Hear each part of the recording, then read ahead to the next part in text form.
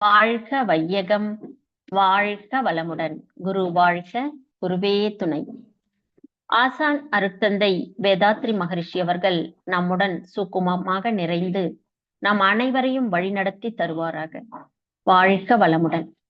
உலக சமுதாய சேவா சங்கம் ஸ்கை நார்வே டென்மார்க் அறக்கட்டளையை சார்ந்த மெய் அன்பர்களையும் சிறப்பாக வழிநடத்தி கொண்டிருக்கும் ஆசிரியர் பெருமக்கள் அனைவரையும் வணங்கியும் வாழ்க வளமுடன் என்று வாழ்த்தியும், இணையத்தில் இணைந்துள்ள இருபால் மெய்யன்பர்களையும் வணங்கி வாழ்க வளமுடன் என்ற வாழ்த்தோடு இன்றைய சிந்தனையை தொடங்குவோம். இன்று நாம் சிந்திக்க இருக்கக்கூடிய தலைப்பு விடல் தொடல். இந்த பரந்த உலகத்துல எல்லா உயிர்களுமே வாழ நினைப்பது போலதான் மனிதனும் வாழ நினைக்கின்றான். எப்படின்னா, எப்பவுமே துன்பமே இல்லாம இன்பம் மட்டுமே நிறைந்த வாழ்க்கை நமக்கு அமைய வேண்டும் என்ற எண்ணத்தில் இருக்கான். ஆனா நாம் கடந்து செல்கின்ற இந்த வாழ்க்கை இன்பமாக இருக்கிறதா அப்படின்னு பாத்தீங்கன்னா அது கொஞ்சம் டவுட் தான். நாம் வாழும் முறையானது, ஏன் அந்த சந்தேகம் நம்ம இன்பமாக வாழலையான்னு பாத்தீங்கன்னா, நாம் வாழும் முறையானது நம் வாழ்வின் நோக்கத்திற்கு முரண்பாடாக அமையும் போது அதில் வரக்கூடியது எல்லாமே துன்பமாக தான் நமக்கு வரும். அப்ப வாழ்வின் நோக்கம் என்பது என்னன்னு மகரிஷி அவங்க சொல்றாங்க. தான், இயற்கை, சமுதாயம் என்ற நன் இணைப்பை உணர்ந்து தனக்கும் சமுதாயத்திற்கும் நாம துன்பம் செய்யாமலும் இயற்கைக்கு முரண்படாமலும் அந்த இயற்கையை மதித்து வாழும் போதுதான் வாழ்வின் இறுதி நிலையான அந்த முழுமை பெற்றை நம்மால் அடைய முடியும். இதுதான் நம்முடைய வாழ்வின் நோக்கமே. மெய்ப்பொருளாகிய இறைநிலைதான் தன்னிலையில் மாற்றம் பெற்று மனிதனாக மலர்ச்சி பெற்று வந்துள்ளது. அப்ப அந்த மனிதன் கிட்ட இறைநிலையோட பண்புகளான அன்பும் கருணையும் நிறைந்து இருக்கிறது. இது ஆனா நம்ம கிட்ட அந்த அன்பும் கருணையும் இருக்குது என்பதையே மறப்பதற்கு மனிதர்களிடையே என்ன காரணம்னு கேட்டீங்கன்னா, மனிதன் தன் மதிப்பையும் பெருமையையும் நம்ம கிட்ட இருக்க சிறப்பையும் தானே உணராமல் இருப்பதுதான் அதுக்கு காரணம். அதுதான் சாமிஜி ஒரு கவியில சொல்லியிருக்காங்க. மனித உயிர் பிறவி எதன் மதிப்புணர வேண்டும், மனம், உயிர், மெய் மூன்றான மறைபொருட்களான மனிதனுடைய ஆற்றல்களை மலர வைக்க வேண்டும். மறைந்திருக்கும் உட்பதிவாம் பல வினைகள் தம்மை மனிதனே மாற்றி அறச்செயல் பதிவு செய்து மன தூய்மை வினை தூய்மை பெற்று பரத்துறைந்து மனிதன் அவன் உயர் மனிதனாக வாழச் செய்யும் மனவளக்கலை அதனை பரப்பி நலம் காண்போம் அப்படின்னு ஒரு கவியில சொல்லியிருக்காங்க. இறைநிலை நேரடியாக மனிதனாக வரல, பல கோடி பிறவிகளை தாண்டி தான் வந்திருக்குது. அப்ப அந்த வித்தின் மூலம் நம்ம தொடர்ந்து இந்த பிறவிகள்லாம் கடந்து வரும்போது ஏற்பட்ட அனுபவங்கள்லாம் இருக்கு இல்லையா, நல்வினையா இருக்கட்டும் தீவினையா இருக்கட்டும், இதெல்லாம் பழக்க பதிவுகளாக நம்மிடத்துல இருக்கு. அதன் விளைவுகளாக தான் நம்ம உடலில் நோய், உள்ளத்தில் களங்கம், வாழ்க்கையில் சிக்கல் எல்லாம் அனுபவித்து உடலாலும் மனதாலும் துன்பப்படுகின்றான் மனிதன். அப்ப வந்த நோக்கத்தை, வாழ்வின் நோக்கத்தை உணர வேண்டும் என்னால் அதுக்கான பயிற்சிகளை தான் மனவளக்கலையில உடலை நல்லா வச்சுக்கணும், உயிரை நல்லா வைத்துக் கொள்ள வேண்டும், மனதை அமைதியா வைத்துக் கொள்ள வேண்டும். இதையெல்லாம் வைத்துக்கொண்டு வந்த நோக்கத்தை அடைவதற்கான முயற்சியில தான் நம்ம இப்ப எல்லாருமே பயணித்துக் கொண்டிருக்கிறோம். யோக வரலாற்றின் அடிப்படையில பாத்தீங்கன்னா, யோகத்தின் தந்தை என போற்றப்படுவர் பதஞ்சலி முனிவர்.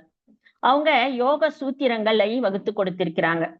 அதாவது அட்டாங்க யோகம் முறைகளை வடிவமைத்திருக்கிறார். அது என்னன்னு கேட்டீங்கன்னா, அட்டாங்க யோகம் என்பது 8 அங்கங்களை பிரிவுகளை கொண்ட அந்த முறை.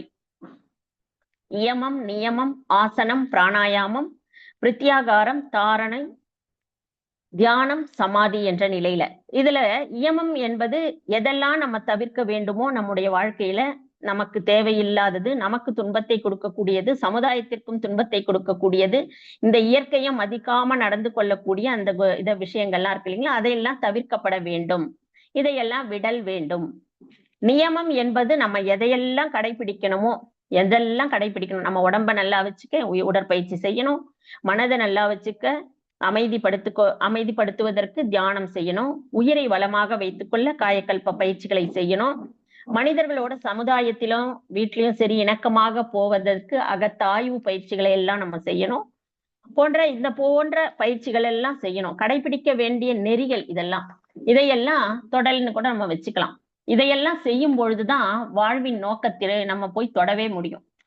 இவைகள் மனித வாழ்விற்கு வழிகாட்டியாக இருந்து கொண்டிருக்கிறது இந்த அட்டாங்க யோகம். இந்த பழமை வாய்ந்த அட்டாங்க யோகத்திற்கு ஒரு புதிய விஞ்ஞான விளக்கங்களை எல்லாம் கொடுத்து அதை எளிமைப்படுத்தி நம்முடைய ஆசான் அவர்கள் அருட்தந்தை வேதாத்ரி மகரிஷி அவர்கள் இந்த உலகுக்கு மனவளக்கலை யோகாவை கொடுத்திருக்காங்க. மனவளக்கலைக்கு வருவதற்கு முன்னாடி பாத்தீங்கன்னா நம்ம வாழ்க்கை முறையில நம்ம செய்த செயல்கள்லாம் இருக்கும் இல்லையா, அவற்றால் விளைந்த அனுபவங்கள் எல்லாம் நம்ம கருமையத்துல ஆல்ரெடி பதிவாய்தான் இருக்கும். அவற்றை எல்லாம் நம்ம நீக்க வேண்டும். மனவளக்கலைக்கு வந்ததுக்கு அப்புறம் படிப்படியாக பயிற்சிகளை செய்து நீக்கிக் கொண்டே வர வேண்டும். ஆன்மீக வாழ்விற்கு முரணான செயல்களை விட்டு மாற்றி அமைத்து நம் கருமையத்தை தூய்மை செய்ய வேண்டும். இதற்குதான் அகத்தவமும் அகத்தாய்வு பயிற்சிகளும் நமக்கு துணை புரியுது. தவம் செய்யணும். இப்ப கூட நம்ம ஒரு 1/2 மணி நேரம் ஒரு அற்புதமான தவத்தை ஏற்றினாங்க அம்மா, தவம் செய்தோம். அதுக்கப்புறம் நல்ல தவம் செய்து ஒரு மனதில் தெளிவு ஏற்பட்டு அப்பதான் அந்த சிந்தனை ஆற்றலே நம்ம கிட்ட அந்த சிந்தனை ஆற்றல் பெருக்கெடுக்கும். எப்படி இது செய்யறது தவறா, இது சரியா அப்படின்னு சிந்திக்கக்கூடிய ஆற்றலே நம்ம மன அலை சூழல் குறையும் போதுதான் வரும். அதற்காக தான் நம்ம தவம் செய்யறோம். இந்த அகத்தாய்வு பயிற்சி என்பது அகம் கூட்டல் ஆய்வு, அகத்தாய்வு. அகம் என்பது அனைத்து எண்ணங்களையும் பதிவு செய்து இருப்பாக வைத்துள்ள கருமையத்தை குறிக்கிறது அகம். அப்ப அதுல இருந்து எடுத்து ஒண்ணா ஆய்வு என்பது நம் பயிற்சிகள் மூலம் கருமையத்தை தூய்மை செய்வதுதான். இதுதான் அகத்தாய்வு பயிற்சி. ஏன் நம்ம தூய்மை செய்யணும் கருமையத்தை அப்படின்னு பார்த்தா, ஐம்புலன்கள் மூலம் நம்ம புற உலகோடு தொடர்பு கொண்டு அந்த ஐம்புலன்கள் வழியாக நம்ம அனுபவிக்கும் பொழுது உணர்வாக வெளிப்படுது. சுவை, ஒலி, ஊறு, ஓசை, வாசனை போன்ற உணர்வாக வெளிப்படுது. அப்ப ஆசை வயப்பட்டு அப்படி வெளிப்படும் பொழுது அதையே நம்ம ஆசை வயப்பட்டு அளவு முறை மீறி அனுபவிக்கும் பொழுது துன்பம் வருது நமக்கு. அதுக்குதான் ஐயுணர்வில் மனிதன் உணர்ச்சி வயப்பட்ட நிலையிலேயே செய்யும் பொழுதுதான் மனித வாழ்க்கைக்கு துன்பங்கள்லாம் விளையுது. ஆனா இறையோடு ஒன்றி கலக்கும் பொழுது, அகத்தவம் செய்து இறைநிலையோடு ஒன்றி கலந்து செய்யும் பொழுது மெய் உணர்வை பெறுகின்றான். இந்த மெய் உணர்வால் மயக்கம் தெளிந்து ஞானமும் பெறுகின்றான். இதுதான் திருவள்ளுவ பெருந்தகை ஒரு குறள்ல சொல்றாங்க, அடல் வேண்டும் ஐந்தன் புலத்தை விடல் வேண்டும் வேண்டியவெல்லாம் ஒருங்கு அப்படின்னு ஒரு குறள்ல. அதாவது சுவை, ஒலி, ஊறு, ஓசை, வாசனை போன்ற ஐம்புலன்கள் மூலம் இந்த ஐயுணர்வு ஆசைகளை எல்லாம் நாம் வென்றுவிட வேண்டும் அப்படின்னு சொல்றார். அது நீக்குவதற்கான முயற்சிகளை நாம் மேற்கொள்ள வேண்டும் அப்படின்னு இந்த குறள்ல சொல்றாங்க. அதுக்குதான் மனவளக்கலை பயிற்சிகள் எல்லாம் அருட்தந்தை அவர்கள் அது ஒவ்வொரு விஷயத்திற்கும் ஒரு விதமான தவங்களையும் கொடுத்து பயிற்சிகளையும் கொடுத்திருக்காங்க.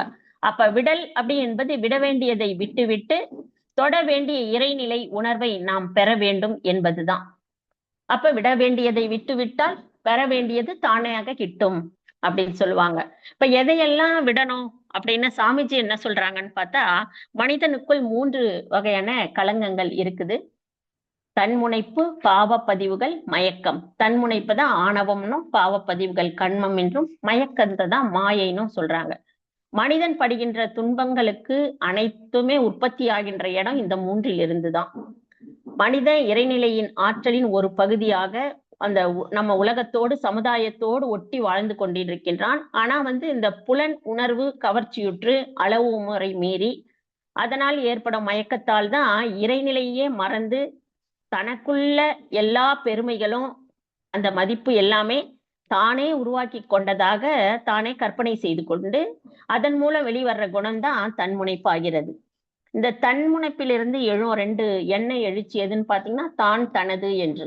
தான் என்பது அதிகாரப்பற்று, சாமிஜி சொல்லுவாங்க. தனது என்பது பொருட்பற்று.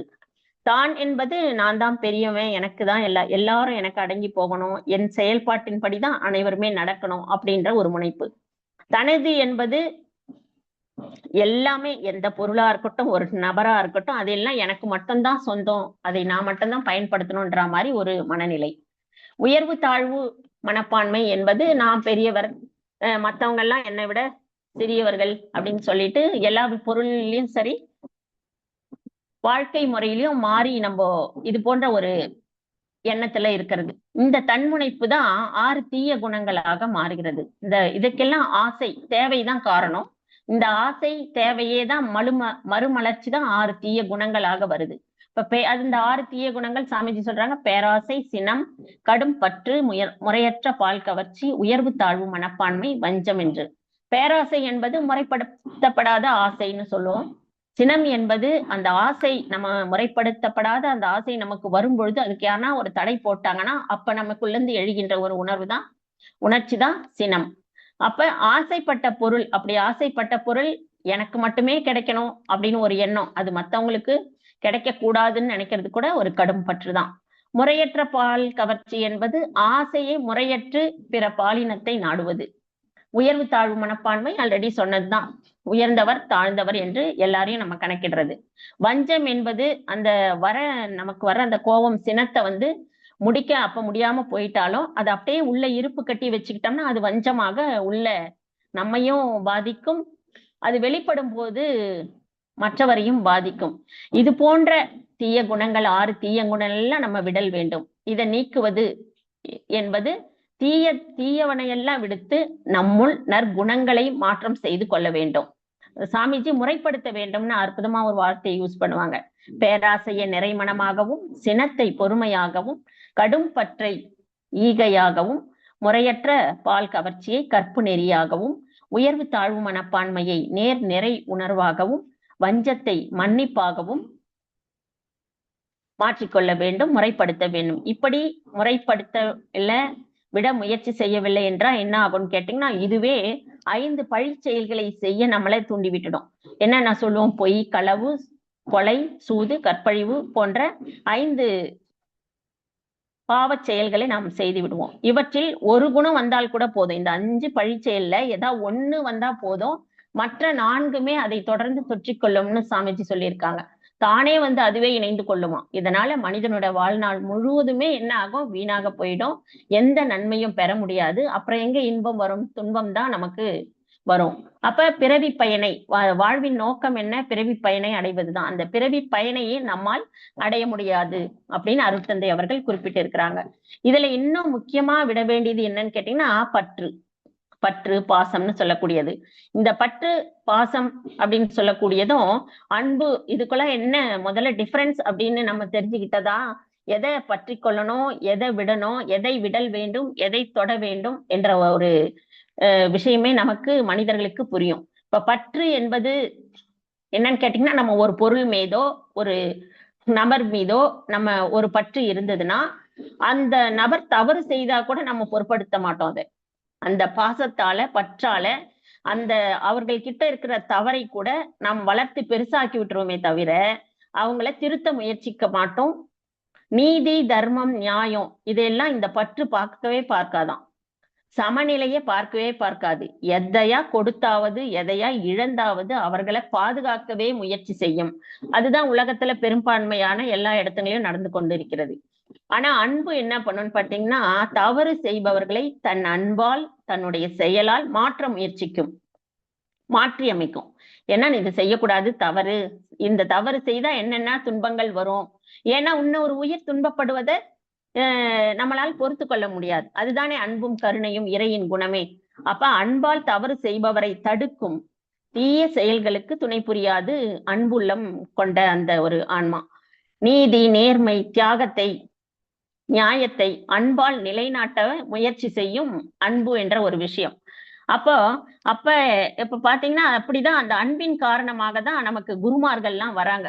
அன்பின் மூலமாக அன்பு செய்துதான் எல்லா மக்களுக்குமே நன்மை செய்யணும் அப்படின்றதுலதான் குருமார்கள், யோகியர்கள், ஞானியர்கள், சித்தர்கள் எல்லாம் இறையின் வழிகாட்டக்கூடியவர்களாக, அருளாளர்களாக, பற்றாளர்களாக இந்த உலகத்தில் அவதரித்து நம்ம எல்லாம் வழி நடத்தி கொண்டிருக்கிறார்கள்.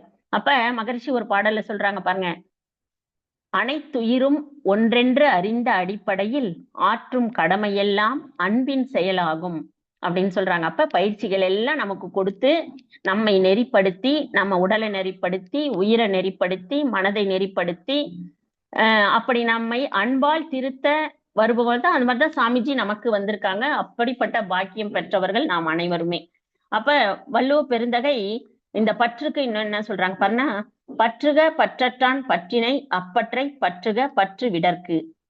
பற்றற்றவர்கள் எனில் தன்னை இல்லாமல் இருக்கின்ற சீவனின் தன்மையில் இருப்பவர்கள். தன்னுடைய பெயர், ஊர், மக்கள், செல்வம், புகழ் என்று எதையுமே முன்னிறுத்தாதவர்கள் இந்த பற்றற்றவர்கள். தன்னை முன்னிறுத்தாது எல்லாவற்றையும் துறந்தவராகவும் இருப்பாங்க. அத்தகைய பற்றற்றவர்கள் எல்லாருமே, குருமார்கள் எல்லாமே. அப்ப துறந்தவர்கள்னா இந்த துறவு என்ற நிலையில பார்க்கும்போது சாமிஜி சொல்லக்கூடிய துறவரம், அந்த பற்றற்ற நிலை என்னன்னு கேட்டீங்கன்னா, எல்லாவற்றையும் துறந்து வெளியே செல்றதோ அல்லது உலக வாழ்க்கையிலிருந்து இந்த சமுதாய வாழ்க்கையிலிருந்து வெளியே போவதோ கிடையாது. யாரையும் வெறுத்து ஒதுக்குவதும் துறவாகாது. அறிந்து மக்களோடு இருந்து மக்களோடு பழகி அவர்களோடு வாழ்ந்து அறிந்து உணர்ந்து தொடர்பு, அதாவது உறவு கொள்ளும் பொழுது, தொடர்பு வைத்துக் கொள்ளும் பொழுது சரியான ஒரு கணக்கீட்டு முறையுடன் அளவு முறையோட அனுபவம் கொள்ளும் போது அந்த மனநிலை தான் துறவுன்னு சொல்லிட்டு சாமிஜி சொல்றாங்க. அப்ப உறவிலே கண்ட உண்மை நிலை தெளிவே துறவு. உண்மை உணர்ந்த அறிவின் தெளிந்து இருந்த அந்த அறிவு தான் துறவு அப்படின்னு அருட்தந்தை அவர்கள் சொல்றாங்க. அதாவது எதை நம்ம உபயோகப்படுத்தினாலும் சரி, அதில் அளவு முறை வேணும்.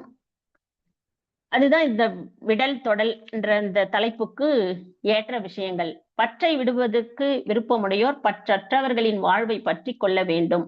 அவ்வாறு பற்றி கொள்வோர் மெய்யுணர்வோடு ஆன்ம வாழ்வோடு நிலைத்து நீடூடி வாழ்வார்கள் அப்படின்னு தான் இந்த குறளின் விளக்கமாக சொல்லியிருக்காங்க. பற்றற்றவர்களோட தன்மைலாம் என்ன அப்படின்னு பார்த்தா, அவர்கள் எல்லாம் இந்த விட வேண்டியதெல்லாம் விட்டுட்டாங்க. விடல் என சொல்லக்கூடிய இந்த 6 தீய குணங்கள், சாமிஜி சொன்ன அக்னி, தன்முனைப்பு, ஆணவம், கண்மம், மாயை, இதையெல்லாம் விற்றவர்கள் தான் அவங்க. அதாவது இறைநிலையை உணர்ந்தவர்கள். இப்ப ஐயுணர்வுகளில பாத்தீங்கன்னா அழுத்தம், ஒளி, சுவை, மனம் அப்படின்னு சொல்றோம். இந்த இன்ப துன்ப இயல்புகளிலே சுழன்று சிக்கிக்கொண்டு அல்லல் படுறவங்க எல்லாம் புலன் மூலமாகவே நாம் செயல்பட்டு இந்த நம்ம உயிராற்றல் செலவாய்க்கொண்டே இருக்கிறது. இந்த புலன்கள் மூலம் நம்ம செயல்படும் பொழுது அந்த ஐயுணர்வாக மாறி உயிராற்றல் செலவு இட்டுக்கொண்டே இருந்தால் மெய்யுணர்வு என்ற நிலை நமக்கு எப்பொழுது அப்ப நம்ம கிட்ட முடியும்? அதை நம்ம எப்ப நம்ம அந்த இறை உணர்வை பெற முடியும், தொட முடியும்? இந்த உணர்வோடு மெய்யுணர்வும் இணைந்து வருகின்ற போதுதான் மனிதனுக்கு மனோதிடம் வருகிறதுன்னு சொல்றாங்க. எந்த பொருளோடு நபரோதும் அதேதான் தொடர்பு கொள்ளும் பொழுது அந்த உறவிலே ஒரு தெளிவு உண்டாகும் அப்படின்னு சொல்றாரு. அந்த ஐயுணர்வோடு மெய்யுணர்வும் இணைந்து வருகின்ற போது அந்த மனோதிடம் வரும் பொழுதுதான் நமக்கே ஒரு தெளிவு வரும். அதுதான் டிட்டாச்மெண்ட், அட்டாச்மெண்ட் அப்படின்னு சொல்றாங்க. இதுதான் உறவிலே கண்ட துறவு நிலை. சாமிஜி உறவிலே அமைந்துள்ள உண்மையை உணர்ந்திடு, துறவிலே உள்ள தூய்மை பெற்று உய்யலாம்னு கூட ஒரு கவியில கொடுத்திருக்காங்க. இன்னொரு கவியில, உடலிலே உயிர் மையத்திலே உன்னில் அறிவாய் நிற்க கடல் சூழ்ந்த உலகில் பல்லோர் கருத்தோடு எதிர்பார்க்கின்றார்கள். இடல் அன்றி கேட்டு ஏற்க இடமில்லா வாழ்வு பூக்க விடல் தொடல் விலக்கி ஆற்றும் வினை பயன் விளங்கச் செய்வேன் அப்படின்னு ஒரு கவியில இந்த வார்த்தை வந்திருக்கு, விடல் தொடல்னு. அதாவது உயிருக்குள், உடலுக்குள் உயிர் இருக்கு, உயிருக்குள் அறிவு இருக்கு. அந்த அறிவுதான் தெய்வமாக நானாகவும் இருக்கிறேன், எல்லாராகவும் இருக்குது, எல்லா உயிர்களாகவும் இருக்கிறது. என்னுள் இருப்பதை உணர்ந்து எல்லோருக்குள்ளேயும் இந்த நிலைதான் இருக்கு, இதே தெய்வ நிலைதான் இருக்கு என்பதை உணர்ந்து விட்டேன். அதனால் பொருளுடனானாலும் சரி, மனிதர்களானாலும் சரி, உயிர்களானாலும் சரி, அந்த உறவை, தொடல், துறவை, விடல் பற்றி விளக்கி செயல் விளைவு தத்துவத்தை உலகுக்கோர் விளங்கச் செய்வேன் அப்படின்னு சாமிஜி இதுக்கு சொல்றாங்க. செயல் விளைவு தத்துவத்தின் உண்மையெல்லாம் நமக்கு எடுத்து கூறி, இது பண்ணா இது வரும், நல்லது செஞ்சினா நல்லது நடக்கும், தீயதை செஞ்சினா தீயது நடக்கும், தீயதுதான் உன் வாழ்க்கைக்கு வரும், அதுதான் உனக்கு துன்பமாக வருது. அப்ப இந்த உறவையும் துறவையும் சரியாக நம்ம மெயின்டைன் பண்ணும் பொழுது, இது விடல் தொடல் என்ற வகையிலே பண்ணும் பொழுது நம்ம வாழ்வை இன்பமாக வாழலாம், வாழ்வின் நோக்கத்தை அடையலாம்னு சொல்றாங்க. அப்ப அதுக்கு என்ன பண்ணணும்னா எல்லாமே பயிற்சிகள் தாங்க. பயிற்சி பயிற்சி பயிற்சி. அகத்தவம், அகத்தாய்வு. ஓகேங்களா? அகத்தவம் என்பது மன அலசலை குறைச்சி குறைச்சி குறைச்சி பழகி அந்த நிறைநிலையோடு அந்த தொடல் நிலையில் போயிட்டு நம்ம அதை பழக்கப்படுத்தி கொள்ளும் பொழுது மெய்ப்பொருளோடு ஒன்றி நாம் அதுவாகவே மாறும்போது விடற்தொடல் விளங்கி வாழும் தன்மைக்கு வந்து விடுவோம். அதுதான் இன்னொரு கவியில கூட சாமிஜி, நீர் நிறைந்த பாத்திரத்தில் காற்றேறாது நித்தியமாம் மெய்ப்பொருளால் நிறைந்த உள்ளம் ஊர் உலக பொருள் கவர்ச்சி உணர்ச்சி ஏதும் உள்நுழையா இப்பேறு தவத்தால் அன்றி யார் பெறுவார் யார் தருவார் அறிவு ஓங்கி அதுதான் மெய்ப்பொருள் என்று அறியும் பேற்றை சீர்நிலையில் மனம் வைத்து வேண்டா பற்றை செதுக்கிக் கொண்டே இருக்கும் விழிப்பு வேண்டும்னு சொல்லியிருக்காங்க. அறிவு உயர்ந்து விரிந்து தன்னுள் எல்லாவற்றிலும் தன்னையும் உணர வேண்டும். அதேதான் முன்னாடி சாமிஜி சொன்னதேதான் இது. எல்லாவற்றிலும் இறைநிலை தான் இருக்கு, எல்லாருமே இறைநிலையோட அங்கம் தான் என்ற உணர்வு நமக்கு வந்துருச்சுன்னா இது அகத்தவத்தின் மூலம்தான் நமக்கு கிடைக்கும். உடலுக்குள் உயிர், உயிருக்குள் அறிவு, அந்த அறிவு தான் எல்லாமாகவும் இருக்குது. அதுதான் அந்த மெய்ப்பொருள், உண்மை பொருள் என்று ஆத்ம அனுபவமாக நாம் உணர வேண்டும் என்றால் அகத்தவத்தை இயற்றி மனதை அமைதி நிலைக்கு வைத்து வேண்டா உலக பற்றுகளை எல்லாம் கலைத்து கொண்டே போனோம்னா இந்த பொருள், புகழ், செல்வாக்கு, புலனின்பம் இதையெல்லாம் நம்ம குறைச்சிக்கிட்டே அளவு முறையோடு எல்லாத்தையும் தூய்க்கும் போது விளைவறிந்த விழிப்பு நிலையில் செயல்பட இந்த அகத்தவம் நமக்கு உதவி செய்யும். வேண்டா பற்றுகளை களைவதற்கு அகத்தாய்வு பயிற்சிகள் நமக்கு உதவியாக இருக்கும். இறைநிலையே தானுமாக ஆகியிருக்கிறது என்ற இறை உணர்வு எல்லோருக்கும் கிட்டும் என்று கூறி, எனவே நாம் அனைவரும் விடல் தொடல் என்ற வகையிலே நம் வாழ்க்கையை நடத்தி கொண்டு செல்லும் பொழுது அந்த முழுமை பேற்று நிலையை நம்மால் அடைய முடியும் என்று கூறி, இந்த அற்புதமான வாய்ப்பை அளித்த அனைவருக்கும் நன்றிகளும் இறையருளுக்கும் குரு அருளுக்கும் நன்றிகளை கூறி நிறைவு செய்கிறேன். வாழ்க வளமுடன்.